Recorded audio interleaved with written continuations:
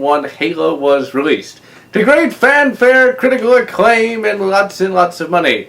Really, Halo has gone on to become one of the most long-running and consistently good franchises in gaming history, even outperforming the legendary Doom when it comes to sequel consistency.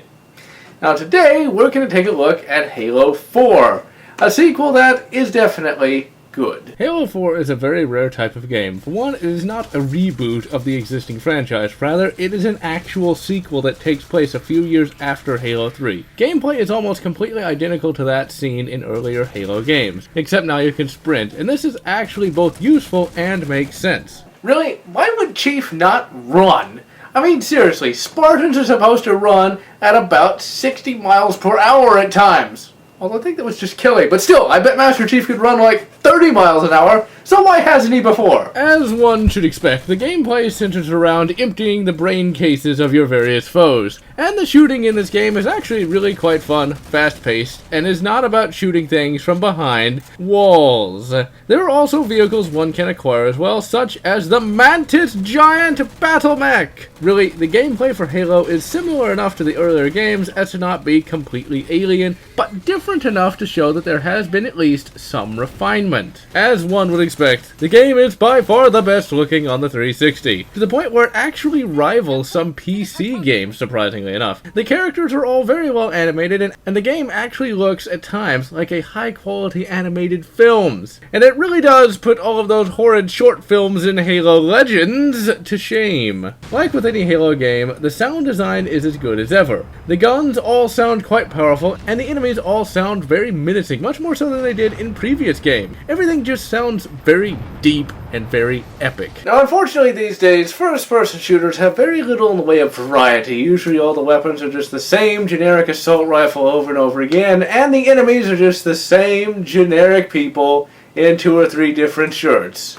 Thankfully, Halo 4 subverts both of these very modern trends. There are many returning weapons, like the plasma pistol, which is actually far more awesome looking than ever before. The plasma rifle has been replaced by the storm rifle, which is more or less just an energy weapon analog to the assault rifle. Now, the assault rifle itself is the weapon that you start every level with, and it's actually a decent starting weapon. By far the best weapon in the game is the DMR. It has a 3x zoom scope, good damage, and is really useful for taking out powerful enemies from afar. The pistol returns and is actually useful, as it is both powerful and accurate. It's not nearly as good as the original pistol from the first game, but it is definitely up there. You also have the sticky grenade launcher, which is very useful when you get a chance to use it, since it can kill some of the more powerful enemies in only a single hit. Now, the enemies for the game are thankfully a legitimate threat, especially on the higher difficulties. For the sake of this review, I am just recording the game with the normal difficulty selected. Really, when it comes to fighting, one must engage enemies from afar and really try to aim for the weak spots. Otherwise, you are going to get killed. The game likes to spawn a lot of enemies at one time, and they are all pretty damn threatening, even down to the lowly grunt. Why, you ask? Because sometimes these little bastards like to go kamikaze and surprise you by running at you with twin plasma grenades that will pretty much kill you instantly. The new enemy faction, the Prometheans, are also pretty damn annoying. The dogbots like to attack in swarms, and they can take a lot of punishment, more than they bloody well should. The best strategy for these guys is to shoot them in the mouth gun aperture area. If you do, it's an instant kill, which saves you a lot of ammo. Then you have the Knights. These pieces of pixelated crap are bloody bullet sponges. They take a tremendous amount of damage. Also, there are some Prothean Knights who have a surprise melee charge that can kill you in one damn hit. Now, of course, all these guys sound bad, right? Well, there's an even worse enemy, and that enemy is the drone. In any given firefight, kill these guys first and ignore everything else, because while you're focusing on one group of enemies, he's either spawned in another or healing the ones you're already bloody well fighting. The story in Halo 4 is way better than just about any of the stories seen in the previous Halo games, sans maybe Halo 1. Now, I have been a fan of the Halo novels since pretty much they came out. I found it to be very good military SF with engaging characters and a universe that was really quite enjoyable to read about. Now, you never really got to see that in the Halo games. Until now. This game finally feels like they took all the complexity of a novel and turned it into a game. The characters are better, especially the Chief. Why? Because he can finally talk. Now I know that in the other Halo games, I'm supposed to somehow be Master Chief. How does that make any sense? For one, I don't even sound like Master Chief. For another, I don't live multiple centuries in the future, and I'm not a genetically engineered super soldier. So how exactly can I be Master Chief again? We finally get to see some interaction between the Chief and Cortana outside of mission objectives. We actually get to see two well-rounded and rich characters. Now, if you read the books, you already know that they are, but actually seeing it in the game is something else entirely. The story itself takes place 4 years after the events of Halo 3 and starts with the Chief being brought out of cryo and awakening near the legendary planet seen at the end of Halo 3. He, of course, has to do what he does best and slaughter numerous Covenant foot soldiers.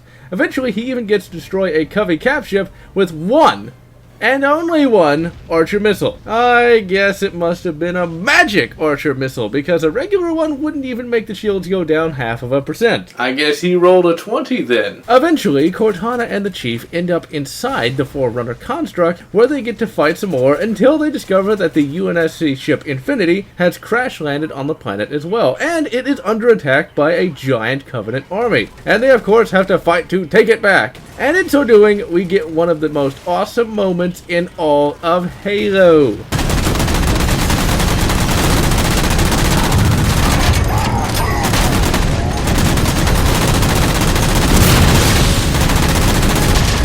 That's two.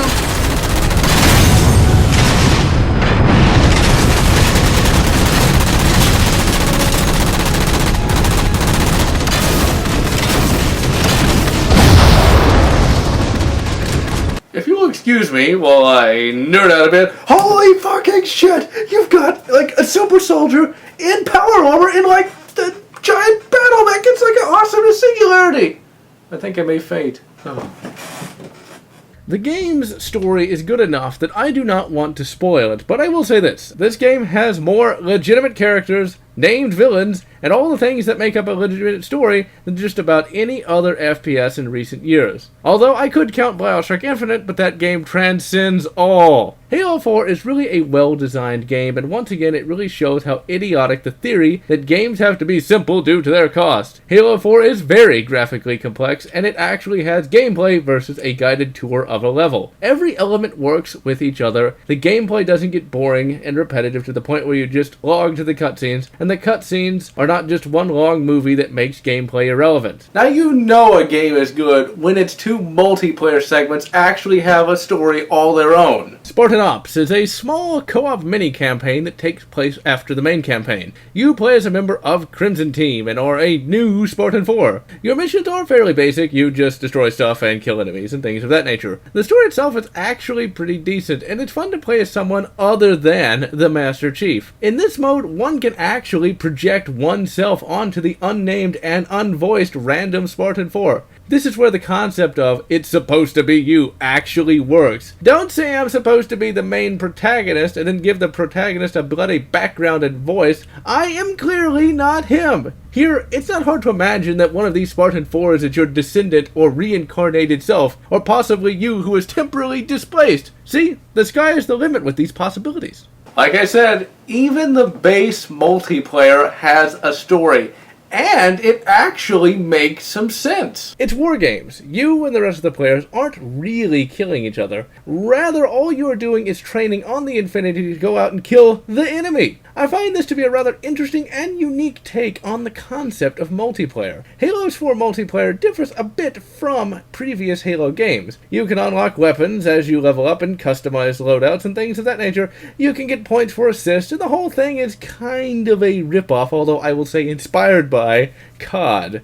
But really, it's original enough to actually avoid the stigma of ripoff. Ultimately, with multiplayer, you get exactly what you would expect. Just remember to always mute all the other players, as that hasn't changed at all. And so that is Halo 4, one of the best first-person shooters in a long while. And I personally can't wait for Halo 5! And so, this is General Lotz wishing you good Rise of the Triad 2013 and good Shadow Warrior 2013. Or whatever makes you happy.